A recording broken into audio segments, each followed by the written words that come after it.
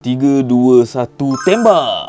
Bukan main terang lagi projector light daripada Z-Spec ni. Tapi aku pelik, terang macam ni tak ada tembak mata aku langsung. Memang projector light ni tak tembak mata orang ke? Itulah salah satu kelebihan korang pasang projector light dekat kereta korang. Dekat projector light, korang akan dapat package 3-in-1 tau. View jalan lagi terang, tak tembak mata orang, kereta pun nampak lagi moden dan stylo. Z-Spec projector light memberikan korang cahaya 50% lagi cerah daripada biasa. Korang tengoklah, macam-macam pilihan saiz dan design yang korang boleh pilih. Ada yang 3 inci, ada yang 2.5 inci, ada yang color orange, biru. Yang paling smart yang finishing carbon fiber ni.